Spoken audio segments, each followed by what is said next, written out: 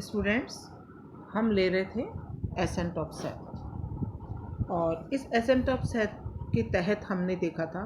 कि प्लांट्स के अंदर रूट के बाद में जो एब्जॉर्प्शन के बाद में जो पानी आया है वो उसका अपवर्ड मोमेंट जो होता है लीफ तक यानी कि लास्ट किनारे तक होता है। इसको हमने कहा था एसेंट ऑफ सेथ। और अब ये एक्सपेरिमेंट हमने कर के बताए कि भाई हाँ, जाइलम के द्वारा ही एसेंट ऑफ सेथ जो है वो होता है। अब एसेंट ऑफ सेथ को लेकर के 3 थ्योरीज थी: vital theory, root pressure theory और physical force theory. Vital theories हमने पिछली क्लास के अंदर डिस्कस की थी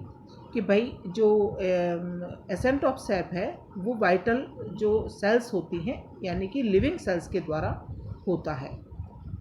अब आज हम लेंगे रूट प्रेशर थ्योरी। तो रूट प्रेशर थ्योरी जो है उसमें किसी भी प्लांट को, जैसे सबसे पहले तो हमने देखा कि कोई प्लांट है उसका हमने रूट के ऊपर वाला भाग, तने का कुछ भाग अगर हमने काट करके देखते हैं तो थोड़ी देर बाद में उसमें से कुछ जो है पानी की बूंदें उस पर, वो वाला कटा हुआ भाग है उस पर आ जाता है, तो इसको ब्लीडिंग कहते हैं। तो हेल्स के अनुसार क्या है कि मृदा विलयन में अवशोषण से जो कॉर्टेक्स की सेल्स हैं इनमें हाइड्रोस्टैटिक प्रेशर डेवलप होता है और जिसके कारण से जाइलम की जो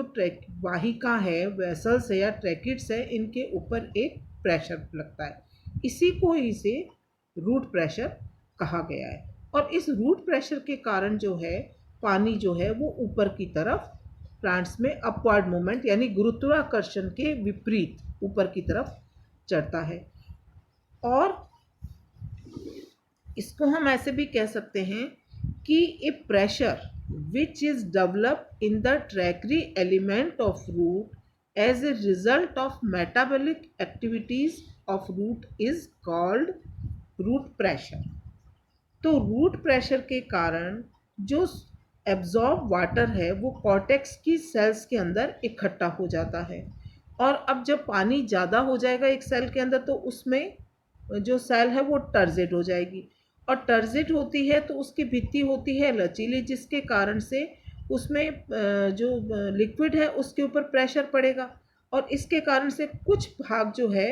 वो इसका लिक्विड का है वो जाइलम की वाहिकाओं में या वेसल्स के अंदर चला जाता है और जिसके कारण ये तने में कुछ ऊंचाई तक ऊपर चढ़ जाता है। यानी कि इसमें ये बताया गया है कि रूट्स के द्वारा जो प्रेशर होता है उसके कारण एसेंट ऑफ सेथ की एक्टिविटी होती है, जिसको एक एक्सपेरिमेंट जो कि पिक्चर के अंदर है उसके द्वारा भी शो करते हैं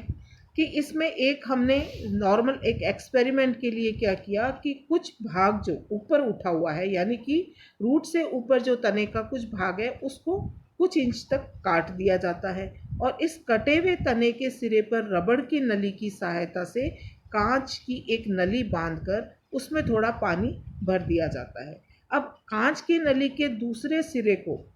फिर रबड़ की सहायता से यू ट्यूब के आकार की एक जो यू शेप की आकार की एक ट्यूब होती है उसमें उससे बांध दिया और इसके अंदर जो है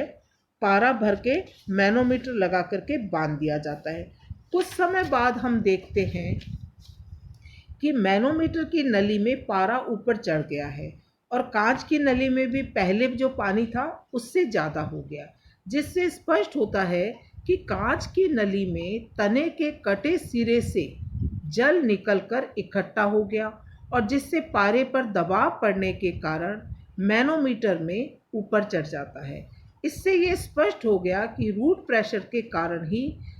जल जो है वो तने में ऊपर चढ़ता है। परंतु इस जो रूट प्रेशर है ये बहुत अधिक जो ऊंचाई में प्लांट्स होते हैं उनके अंदर जो है काम नहीं करता, ये ज़्यादा से ज़्यादा 30-40 फीट तक ही ऊपर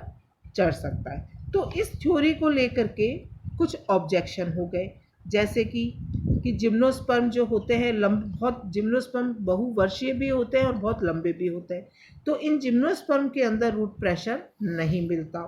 कुछ प्लांट्स में अगर हम रूट्स को काट देने पर भी लगातार जो है वो पानी ऊपर